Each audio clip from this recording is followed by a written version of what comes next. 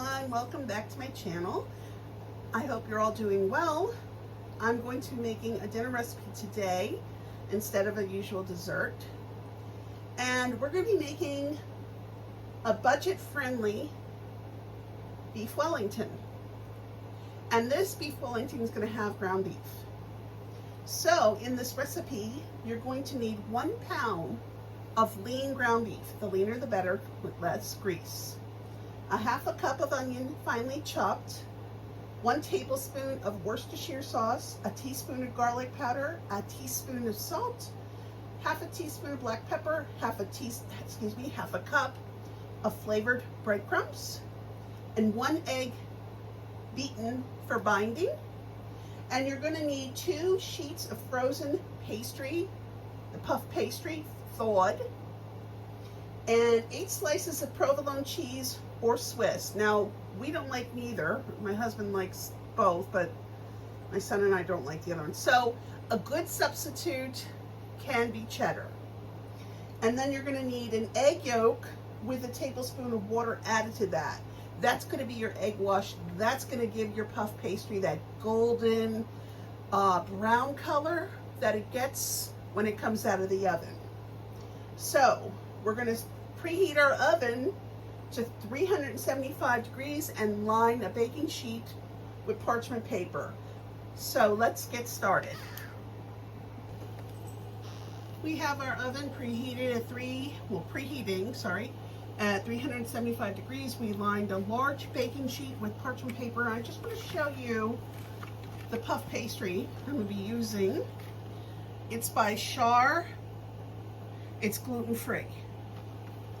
Reason why is my son has celiac, so we have to use gluten-free. And I'm not buying 2 kinds of puff pastry. It tastes the same, it's just the gluten's taken out. And we have gluten-free breadcrumbs as well. So we're going to get started. We're going to make the meat mixture, and we're going to add about 1/4 cup of meat to each. You're going to cut the puff pastry into 4 squares, and you're going to have a total of 8 because you got 2 sheets. And then you're going to put the meat in the center, cheese on top, fold it, tie it, seam side down. But first, let's get started on the meat mixture. Okay, in our bowl we have our ground beef, chopped onion, breadcrumbs, garlic powder, salt, pepper, and the egg. So I'm going to use my masher here and just start this up, get it all mixed up, and then I'm going to take my hands, but I'm going to put my cooking gloves on.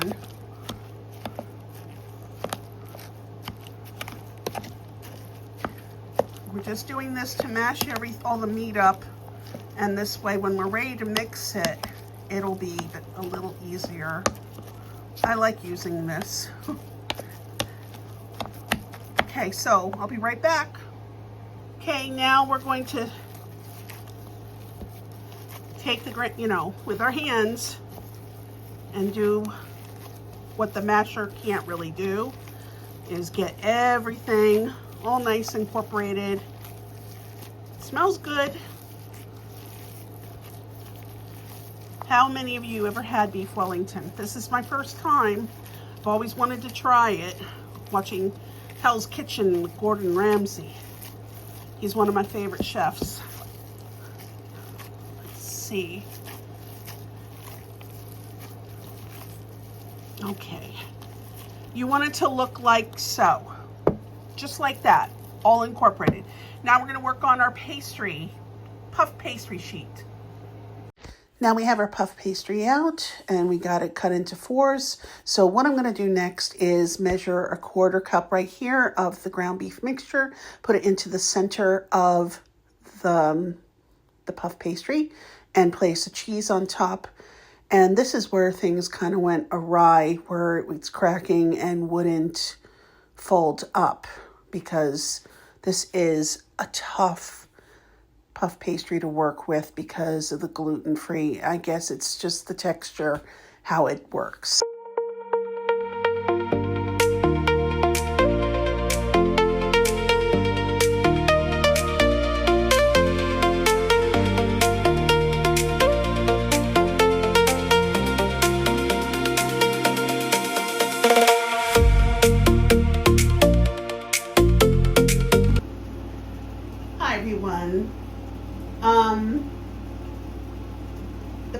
pastry that I'm using that's gluten-free. I can see why I don't make many recipes out of it, because it is so hard to work with. It cracks, it refuses to fold. So I had a little problem and I had to compromise. I made 2 of those little Beef Wellingtons, but I had to use the other 2 to overlap because it kept cracking. So the other puff pastry sheet, I rolled out a little more. It was thawed out, but still it cracks. And the rest of the meat, so what I did was I rolled it out, I pinched the cracks as best as I could, okay? I put the cheese on the bottom this time, and on the remainder of the meat, I put it in the center, and I rolled it, you know, like, I'm not using my tripod right now. I just wanted to hold this, but I'm trying to explain. So when you see it done, you'll know what happened. I'm trying to make a good meal in here. Oh my goodness, my first time making it. So anyway, you know how you're making cinnamon rolls, you roll them up like that, so kind of like that. It went through, it rolled nice, but however the cracks started, so it took me a good 5 to 7 minutes to smooth things out the best I can, because you don't want the cracks to keep going, you don't want the meat to leak through, and so forth. So I got that nice big log of a Beef Wellington along with the 2 little ones, because I was supposed to make 8 individual ones, and it just didn't work with this gluten-free puff pastry. Anyway, and I brushed the tops with the egg yolk. I had 1 egg yolk with a tablespoon of water mixed in, and I brushed it over tops. And so now it's baking in the oven. Once it's done and the meat's thoroughly cooked, I will show you the results. And we're having broccoli with it tonight, because the meat, there's a lot of food there. That's a lot of meat, and you got the bread, you know, the pastry, puff pastry. So it's a lot of food. So we're just having our puff pastry Beef Wellington, the friendly budget one, and we're having some broccoli florets. That's it. It's a simple dinner, but simple for those that know how to make Beef Wellington. I'm a newbie, so don't judge it too harsh. Don't judge me too harshly. I'm doing the best I can. I just wanted to share this with you because I know what it's like trying to be on a budget and everything when it comes to food, and you want to make something good and you want to make something that's healthy. Just because it may not look good doesn't mean it doesn't taste good. That's how I look. Don't judge a book by its cover. So stay tuned for when it's ready. Okay, these are the 2 that I could get done. You know, I had to double wrap them. As you see, they cracked on top here, but the meat is cooked. I'm letting them rest for a little bit, and the big one is still baking in the oven because I have a meat thermometer and it's not done yet. So once dinner's done and people are sitting at the table, so I'll show you the results, and I'll ask my family if they like it or not. Son is going to now try the Beef Wellington. It's my first time making it. I got a small piece of beef there.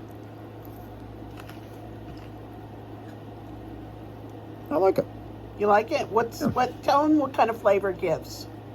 Oh, sorry, I don't mean to talk with my mouth full. That's all right. Take your time. I like that the seasonings kind of like pop out, and it has a little bit of a salty flavor, but not like overwhelmingly. I mean, I like salty food, but right.